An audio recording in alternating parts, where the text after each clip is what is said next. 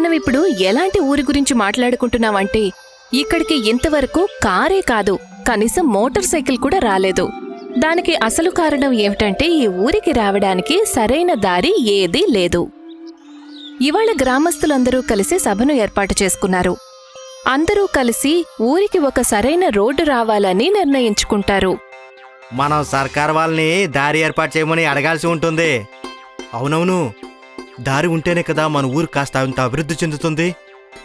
అవును, ఎన్నో ఏళ్ల క్రితం బోలు మన ఊరికి దారిని కనిపెట్టి మనల్ని వేరే ఊరితో కలిపాడు కదా. అదే విధంగా మన ఊరికి కూడా మంచి రోడ్లుంటే మన ఊరు కూడా బాగుపడుతుంది కదా.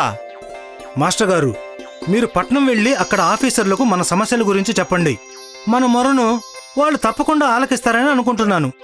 తప్పకుండా నేను వాళ్ళకి మనకున్న అన్ని సమస్యలను వివరిస్తాను. త్వరలోనే మన ఊరి సమస్యలన్నిటికీ పరిష్కారం దొరుకుతుంది. మరుసటి రోజు ఉదయం మాస్టర్ గారు తన సైకిల్ మీద పట్నానికి బయలుదేరతారు. సుమారు మధ్యాహ్నం సమయంలో ఆయన సర్కారు ఆఫీసర్ ముందు తమ సమస్య గురించి చెప్తారు. సార్, నేను బోల్పూర్ గ్రామం నుంచి వస్తున్నాను సార్. మా ఊర్లో ఇంతవరకు రోడ్లే లేవు సార్. రోడ్లు లేకపోవడం వల్ల ఇంతవరకు ఏ అభివృద్ధి పనులు ప్రారంభించలేదు సార్. వీలైనంత త్వరగా అక్కడ రోడ్డు వేస్తే బాగుంటుందని కోరుకుంటున్నాం సార్. సరే సార్, మీరు ఈ విషయాన్ని పేపర్లో రాసివ్వండి. నేను పై ఆఫీసర్తో మాట్లాడతాను సార్. త్వరలోనే మీ ఊర్లో రోడ్లు రావాలని నేను కోరుకుంటున్నాను. మంచిది సార్. మాస్టర్ గారు ఆఫీసర్కి లెటర్ రాసిచ్చి సంతోషంగా ఊరికి తిరిగొస్తారు. కొన్ని రోజుల తర్వాత పోస్ట్ మ్యాన్ సర్పంచ్ గారికి ఒక ఉత్తరాన్ని తెచ్చి ఇస్తాడు. మాస్టర్ గారు ఆ ఉత్తరాన్ని చదువుతారు. మీ ఊర్లో రోడ్డు వేయాలన్న విన్నపాన్ని సర్కార్ వారు ఆమోదించారు. త్వరలోనే మా ఇంజనీర్లు మీ ఊరికొస్తారు అన్నీ చూసుకోవడానికి. ఆ కబురు వినగానే సర్పంచ్ గారు గ్రామస్తులు సంతోషంతో ఎగిరి గంతులు వేస్తారు. ఇక మన ఊరు కూడా అభివృద్ధి చెందుతుంది. త్వరలోనే మన ఊరికి రోడ్లు వచ్చేస్తాయి. అది కూడా తారు రోడ్డు. ఇదంతా బాగానే ఉంది, కానీ మనం అడవి నుంచి ఏదైతే దారిలో వెళ్తున్నామో దాన్ని ఎవరు కనిపెట్టారు? అరే ఇంకెవరు, ఆ భోలుగాడిదే. గాడిదా? ఆ కారణంగానే మన ఊరికి పేరు కూడా భోలుపూర్ అయింది. ఎందుకంటే ఈ ఊరికి పక్క ఊరికి మధ్య దారిని భోలు ఏర్పాటు చేశాడు. తను మహానుభావుడు, నిజంగా మహానుభావుడు. మీకు బోలురాం కథేంటో తెలుసా? అవును, ఖచ్చితంగా. మన గ్రామస్తులందరం కూడా తనని ఎప్పుడూ గుర్తుపెట్టుకోవాలి. లాలు పార్వతి ఇద్దరు చాకలివాళ్లు. లాలు ఊరంతా తిరిగి తిరిగి బట్టలను జమ చేసుకునేవాడు. అతను ఆ బట్టల మూటలను తన గాడిద భోలు వీపు మీద పెట్టి నదిని దాటి తీసుకువెళ్ళేవాడు. అక్కడ పార్వతి బట్టలను ఉతికేది, ఆరబెట్టేది కూడా. అలాగే ఒకరోజు లాలు తన గాడిద వీపు మీద మూటలను పెట్టి ఊరికి తిరిగి వస్తాడు. చాకలి వ్యాపారం చేస్తూ లాలు చాలా కష్టపడి పనిచేసేవాడు. ఏమండి, కొంచెం ఎక్కువ పని చేయండి. ఇలాగే చేస్తూ ఉన్నారంటే మనం మన భవిష్యత్తు కోసం డబ్బులు ఏమీ జమ చేసుకోలేం. నేను కూడా ప్రయత్నం చేస్తూ ఉన్నాను కదే. అంతేకాదు, ఈ బోలు గాడిదకి కాస్త తక్కువ తిండి పెడుతూ ఉండండి. అప్పుడది ఎక్కువ పని చేస్తుంది.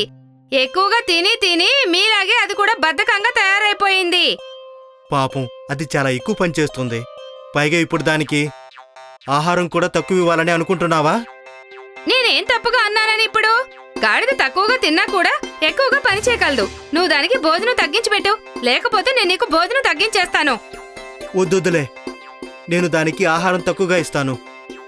మరుసటి రోజు నుండి లాలు తన గాడిదకి తక్కువ ఆహారం ఇవ్వడం మొదలు పెడతాడు. నేస్తమా, నాకు తెలుసు నీకు బాగా ఆకలిగా ఉంది అని, కానీ నేను ఏం చేయగలను? నీకు ఎక్కువ తినిపిస్తే నా భార్య నాకు భోజనం తగ్గించేస్తుంది. అలా చాలా రోజులు భోజనం తగ్గించి పెడతాడు. దానివల్ల బోలు బలహీనంగా మారిపోయాడు. ఇప్పుడు తన బట్టల మూటను మోయలేకపోతున్నాడు. అందుకని లాలు తనని కర్రతో కొట్టడం మొదలుపెట్టాడు. పాపం భోలు ఎంతో ఏడుస్తూ మొత్తం భారాన్ని మోసుకుంటూ వెళ్ళేవాడు. తరచూ బోలు అడవి వైపు చూస్తూ ఉండేవాడు. బహుశా తనకి అడవిలోకి వెళ్లాలనిపించిందేమో. కాని లాలు తను ఎప్పుడు అడవి వైపు చూసినా తనని మళ్ళీ గట్టిగా కొట్టేసేవాడు. ఇదిగో గాడిదా, ఇది నీ దారి కాదు, పద వెనక్కి, పద ఇంటికే. ఆ రోజు భోలు ఇంటికి వచ్చేశాక రాత్రంతా నిద్రపోలేకపోతాడు. రాత్రి చీకట్లో భోలు గాడిద లేచి అడవి వైపు బయలుదేరుతుంది. చీకట్లో అది అటు ఇటు వెళుతుంది. అలా వెళ్ళి మరుసటి రోజు ఉదయానికి అది పక్క ఊరికి చేరుకుంటుంది. అక్కడ వాళ్ళు భోలు గాడిదని స్వీకరించారు. ఇక్కడ ఊర్లో బోలు గాడిద పారిపోయిందా? అది పక్క ఊరికి వెళ్ళిపోయిందా? భోలు పారిపోయింది. తన కోసం వెతుకుతున్నారు. అప్పుడే లాలుకే గుర్తొస్తుంది. బోలు ఎప్పుడూ అడవివైపు చూస్తూనే ఉండేవాడు. ఎవరికి తెలుసు తను అటువైపే వెళ్ళుంటాడేమో. లాలు కొంతమంది గ్రామస్తులతో ఆ దారిలో వెళ్లి చూస్తాడు. ఇదిగో చూడండి బోలు కాలు గుర్తులు. మనం దీనిని వెంబడిస్తూ వెళ్దాం. నా బోలు నాకు తప్పకుండా దొరుకుతాడు. గ్రామస్తులు భోలు కాలి గుర్తులను బట్టి వెళ్తారు. అలా వెళ్లి వాళ్ళు పక్క ఊరికి చేరుకుంటారు. అక్కడ లాలు తన భోలుని చూస్తాడు. భోలు సంతోషంగా ఉన్నాడు. ఒక ఆవిడ భోలుని చాలా చాలా బాగా చూసుకుంటుంది. నా గాడిదని నాకు తిరిగిచ్చేయండి. ఒకవేళ తను మీతో రావడానికి ఇష్టపడితే తీసుకుని వెళ్ళండి. లాలు చాలా ప్రయత్నించాడు. కాని భోలు తిరిగి రావడానికి ఇష్టపడలేదు. తర్వాత లాలు తన గ్రామస్తులతో అదే దారిలో తిరిగి వచ్చేశారు. ఆ తర్వాత వాళ్ళు ఆ దారి నుండి పక్క ఊరికి వెళ్లి వస్తూ ఉన్నారు. అలా చూస్తూ చూస్తూ అది ఒక చిన్న దారిలా ఏర్పడింది. మనం మన ఊరికి భోలాపూర్ అని పేరు పెట్టాం. ఎందుకంటే ఆ మహానుభావుడు భోలు మనల్ని వేరే ఊరికి కలిపాడు.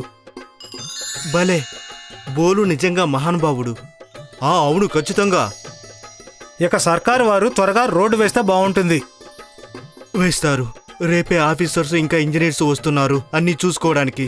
భలే, చాలా సంతోషం.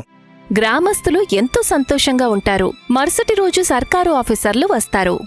రండి రండి, మేమందరం మీకోసం ఎదురు చూస్తున్నాం సార్. ఇక్కడ త్వరగా పక్కా రోడ్లు వేయాల్సిన అవసరం చాలా ఉంది. మేం కూడా అదే కోరుకుంటున్నాం సార్. సరే, మేము కొన్ని పరీక్షలు చేయాల్సి ఉంటుంది. సర్కారు ఆఫీసర్లు వాళ్ల పని మొదలు పెడతారు. వాళ్లు రోడ్డు కోసం పొడవుని కొలుచుకుంటారు. ఉదయం నుండి సాయంత్రం వరకు వాళ్లు అదే పని చేస్తారు. సాయంత్రానికి వాళ్లు బాగా అలసిపోయి కూర్చునేసరికి గ్రామస్తులు వాళ్ల కోసం షర్బత్ తీసుకొస్తారు. తీసుకోండి సార్. Thank you. లెక్కలు వేసుకోవడానికి మీకు ఉదయం నుండి సాయంత్రం వరకు సమయం పట్టింది సార్.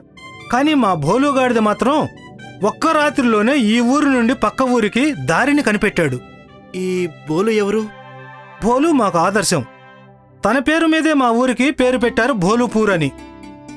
అది సరే, ఎందుకే ఆ బోలు ఎవరు? భోలు అంటే మనిషి కాదు, తను ఒక గాడిద. సర్పంచ్ ఆఫీసర్లకి ఇంజనీర్లకి కూడా బోలు కథ గురించి గొప్పగా చెప్తారు. బోలు దారిని కనిపెట్టిన దాని గురించి చెప్తారు. కథ పూర్తయిన తర్వాత ఆఫీసర్లు ఇంజనీర్లు అందరూ కూడా నవ్వుతారు. అది చూసి సర్పంచ్ అలాగే గ్రామస్తులు ఆశ్చర్యపోతారు. ఏమైంది?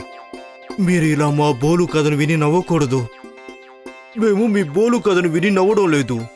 మీ అందరిని చూసి నవ్వుతున్నాం. కాని ఎందుకు? ఎందుకంటే దారిని ఒక గాడిద మాత్రమే కనిపెట్టగలదు. ఆ దారి పూర్తిగా వంకర టింకరగా ఉంది కదా. మీ పక్కన ఉన్న ఊరు ఇక్కడికి 3 కిలోమీటర్ల దూరంలోనే ఉంది. అక్కడికి చేరుకోవడానికి దగ్గర దారి ఉంటే 15 నిమిషాల్లో చేరుకోవచ్చు. కానీ ఈ గందరగోళం దారిలో వెళ్ళడం వల్ల మీకు 2 గంటలు పడుతున్నాయి.